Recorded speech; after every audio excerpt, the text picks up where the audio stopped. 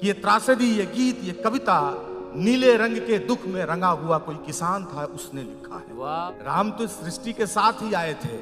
आजकल चर्चा करने वाले चर्चा में, अगर गणित बनाने में गड़बड़ हो गया तो केवल एक हिसाब गड़बड़ होता है, लेकिन अगर इतिहास पढ़ने में असावधानी हो गई तो पीढ़ियों का हिसाब खराब हो जाता है। ऊपर भी हाथ ना फैलाएंगे, गेहूं बोएंगे आसमान में। वाह वाह वाह वाह। ये बहुत महत्वपूर्ण है किसी भी नई पीढ़ी के किसी रचनाकार के लिए कि उनको ऐसी महफिल, ऐसे लोग और इस तरह से सुनने वाले लोग मिलें।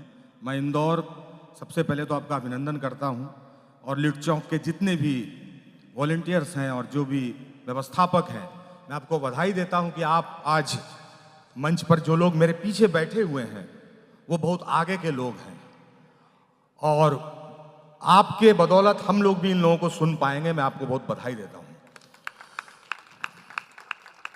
मैं एक दो गीत सुनाऊंगा आपको, और मैं सोच रहा हूं कि मैं कहां से शुरू करूं। असल में मैंने जब कविता लिखना शुरू किया और जो मंचों पर सुनाना शुरू किया, मेरे पास कोई भी कविता मेरी लिखित नहीं है, लिखित फॉर्म में। आज तक मैंने डायरी में कोई गीत कविता लिखी ही नहीं है। मैं ऐसे ही कविता गढ़ता हूँ सड़क पे और वहीं पे सुना देता हूँ। उसके बाद उसका जो भी हश्र वो जाने, मुझे नहीं पता होता है।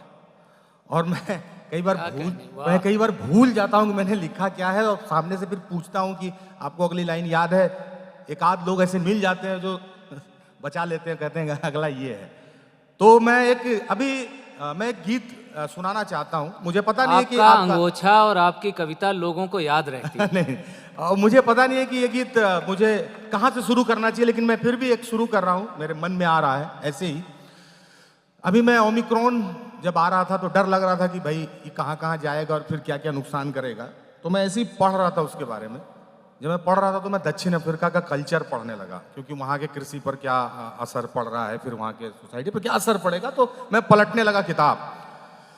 तो पढ़ते पढ़ते मुझे एक दक्षिण अफ्रीकी लोकोक्ति का एक लाइन मैंने पढ़ा। उसमें लिखा हुआ था कि एक लोकगीत है अफ्रीका का, उसका हिंदी अर्थ ये है कि उसमें लिखा हुआ था कि जब तुमसे कोई पूछे कि ये त्रासदी किसने लिखी, तो तुम कह देना कि ये त्रासदी, ये गीत, ये कविता नीले रंग के दुख में रंगा हुआ कोई किसान था, उसने लिखा है। वाह वाह वाह वाह वाह। क्या कहने। तो मुझे लगा कि हम जब अपनी परंपरा को भी देखते हैं, मुझे बड़ा अफसोस होता है जब कई लोग आपस में बैठ के चर्चा करते हैं कि आजकल राम बहुत चर्चा में है। मुझे लगता है कि असल में राम तो इस सृष्टि के साथ ही आए थे, आजकल चर्चा करने वाले चर्चा में है। वाह वाह वाह वाह। जिंदाबाद जिंदाबाद जिंदाबाद। ये हो रहा है। वाह वाह वाह वाह वाह।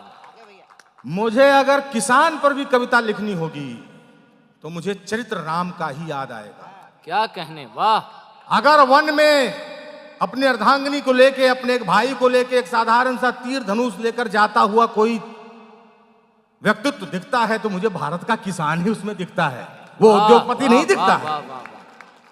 अगर सबरी का जूठा बेर खाकर एक निषाद राज किसे कहते हैं कि इस नौका से उस पार हो जाइए, तो लगता है कि कोसी का कोई किसान है, केला काट के लोड करके नौका में और उस पार ले जा रहा है, मुझे किसान ही दिखता है। मैं उसी राम जी को याद करते हुए कहता हूं कि हम जिस मुल्क में, मैं मालवा की मिट्टी में हूं, इसीलिए मैं ये बीज डाल रहा हूं। मुझे लगता है कि यहां से कुछ निकल आएगा और आपको ये स्वीकार होगा, आप उपजा देंगे इस माहौल को कि आपने मालवा की मिट्टी में ये बात रखा। मैं कहना चाहता हूं कि हम असल में किसान की जब बात करते हैं तो हम त्रासदियों का गीत सुनते हैं और सुनाते भी हैं, हम उपन्यास भी लिखते हैं, हम गोदान की परंपरा हिंदी में पढ़ के आए हैं, और हम होरी को देखते हैं, और हम गोबर का संघर्ष भी कलकत्ता में जाकर देखते हैं। बेचारा पतला पिन लेके कैसे नोकिया चार्ज कर रहा होता है, वो संघर्ष है उसका। तो आप देखिए कि वहां से मैं देखता हूं कि एक किसान अपने त्रासदियों से जिजीविसा भी रचता है, केवल दुख ही नहीं रचता है। मैं उसके आनंद का एक गीत आपको सुनाता हूं। स्वागत।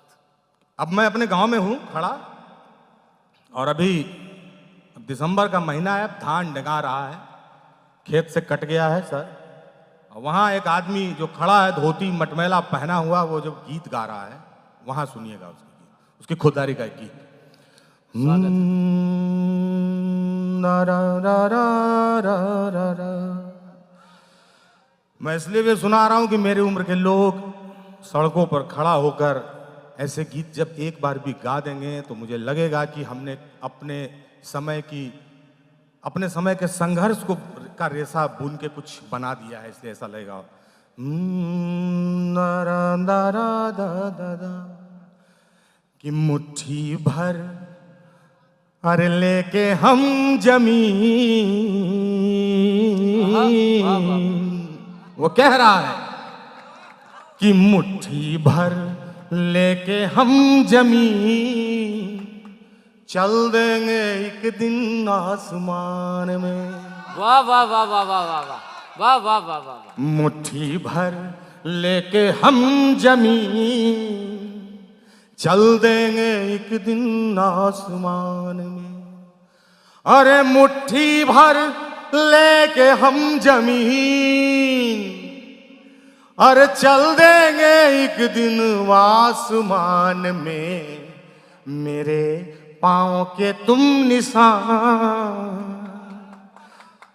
ढूंढोगे छूटे खलिहान में। वाह वाह। मेरे पाँव के तुम निशान वाह वाह। ढूंढोगे छूटे खलिहान में।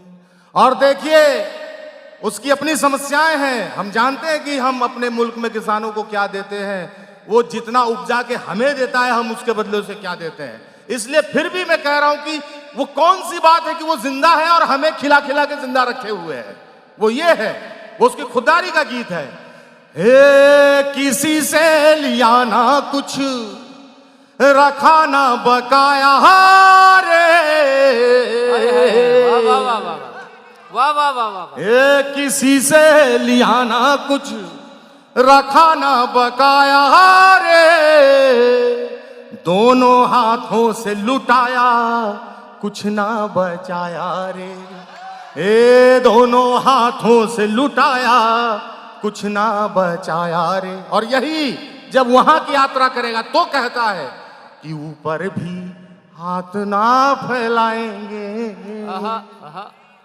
ऊपर भी हाथ ना फैलाएंगे, गेहूं बोएंगे आसमान में। वाह वाह वाह वाह। ऊपर भी हाथ ना फैलाएंगे, गेहूं बोएंगे आसमान में।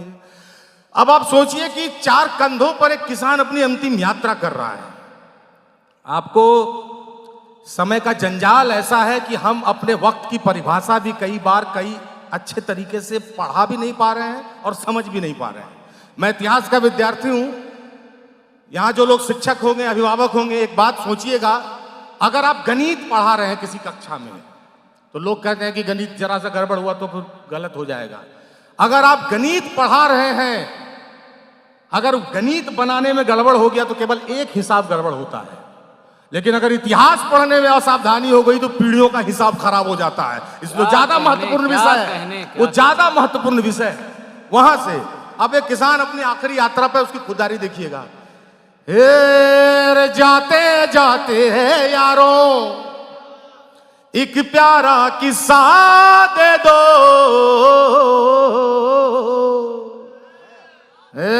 मेरी मेहनत का मुझको इतना तो हिस्सा दे दो। क्या कहने।